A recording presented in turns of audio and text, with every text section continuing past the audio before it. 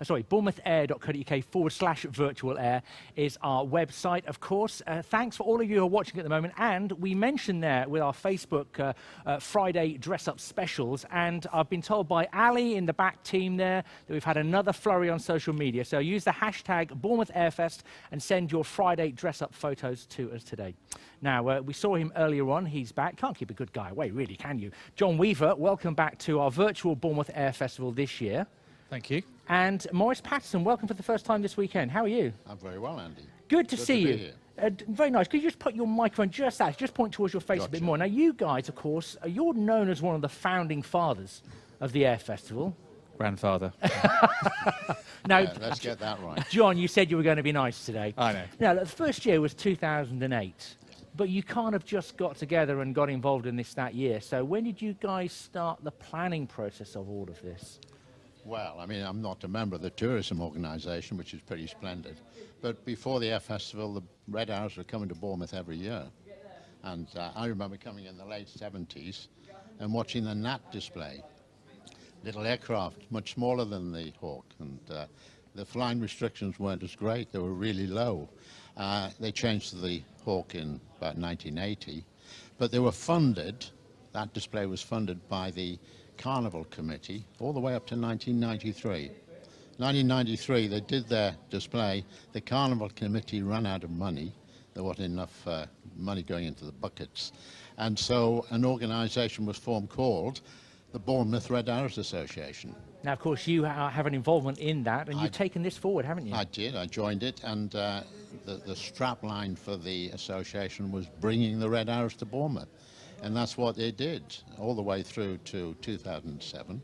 And 2007 was a year when we tested some procedures, John, didn't we? Things like the air and sea management and the traffic management and the safety procedures. So bringing those things on top of that, John, you must have been, and I know your team is, you're going around, you're looking at what other resorts are doing. This must have been something in your mind for quite a while. Yeah, I mean, the idea came from Mark Smith, who used to be the Director of Tourism. We wanted a massive event for Bournemouth. We wanted an attractor event, so it's something that people will come down to because of it, not because of Bournemouth being what it is. So, we developed that, we went around, we put together this idea of the festival, not just an air show, really important in 2007. We launched it in 2008. We expected around, we thought 50, 100,000 people would turn up. First year, it went through the roof, and we just said, what we got here, we got something very special. And we didn't just put on air shows, we put on an evening entertainment as well.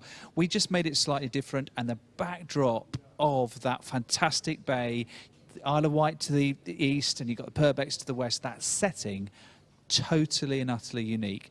And it just went, from there, just went stronger and stronger, and became a national and a sort of an international recognised event.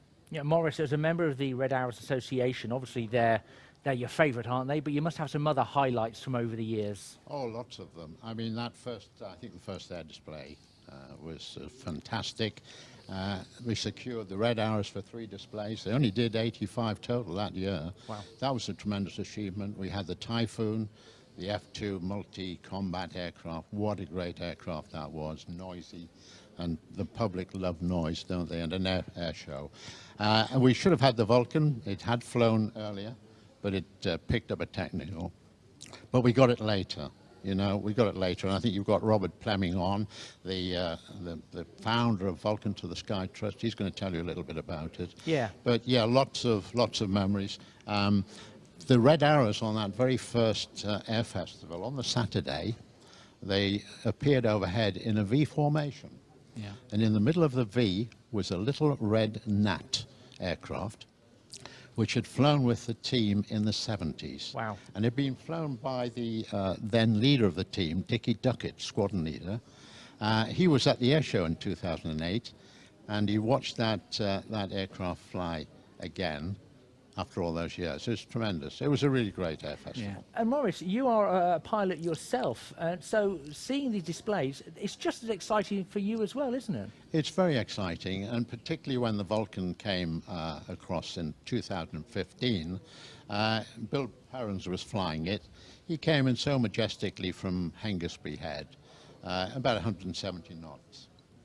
and he carried out that display very low speed. He had to do that because it was running out of fatigue, and he wanted the display to be in front of the crowd, and he did just that. It was a tremendous display, and I was privileged to be sitting alongside Robert Fleming to watch that. It was a great Well, I know we're going to day. cover that later, and as you say, when the Vulcan displaying slowly for obvious reasons, but that sometimes makes for a more amazing display with the Vulcan, doesn't it? John, some of your highlights. So I don't want to touch any lows because we're not going to touch any of those. You know, the weather's good. And here's a funny little low, and a certain radio silent presenter, I won't say his name, is now retired. He was basically, the Typhoon was going to do a warm-up on that first Thursday and didn't know anything about it. So he decided he needed to go for a comfort break in one of our portaloos. The consequence was this thing came in very, very low, very, very loud, and he fell out of the loo because he was so shocked. And that was the funniest thing I've ever had. It was great. And things like the other aspects, like the air displays are one thing, but the night air concerts for me were very memorable in terms of what we achieved there. What we did with some of the first night air displays were extraordinary with the Twister, which was a first, and we were the leader in that in the UK. And the entertainment that we put on, and also the Royal Navy in terms of doing their great displays, bringing their ships in, doing their sort of beach assaults, bringing in helicopters and into those sort of things. Very, very, very memorable for me. now I'm a local resident, so I can be partisan on this. Been to a few air shows across the world and in the UK. And this really isn't an air show, is it? It really is an air festival. And you've worked so hard at making that, and it's so apparent. That's what we want to do, and that's our future. It's a festival. We, as the leader said, we want to make this a showcase event, showing off Bournemouth, Christchurch and Poole around that air show, which is a big spectator event, making it great for local people, but also really powerful for visitors to come down as well. And that's what we'll continue to try and do and develop. And how proud are you of the way that the three towns have taken this event to their hearts? I think it's been great. I mean, it's always had that interest, and I think we need to build that interest broader, and we need to bring in a broader content that represents all that is great in the three towns in this area. And I think that's a very, very powerful thing to bring to visitors who come down and see the festival. I agree with that. And Maurice, I'm not going to be rude and call you grandfather. I was one of the founding fathers, and looking to the future now, and how these young upstarts are doing. What do you think is going to happen in the next couple of years, 3 years for this event? Well, hopefully it'll go on and on. It's been well established. I'm really impressed with our tourism team here in Bournemouth. Under John's leadership, they're a splendid bunch. And I think they'll go on and make things better and better. Maurice, thank you very much for your time. Really appreciate it and your insight. John, looking to the future? Good stuff for next year lined up? I think. Come on, we want to know.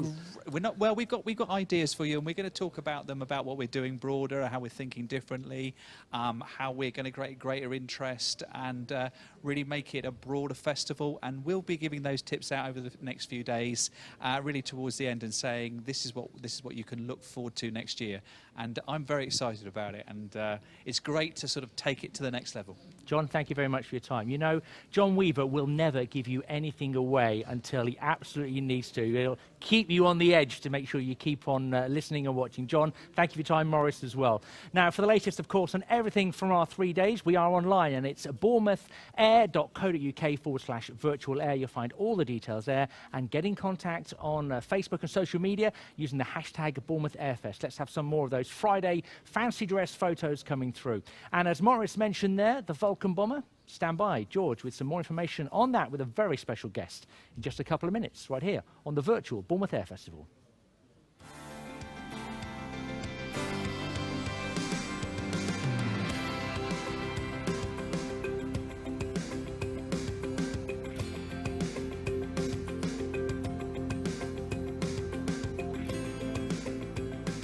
In 2007, an idea was unveiled.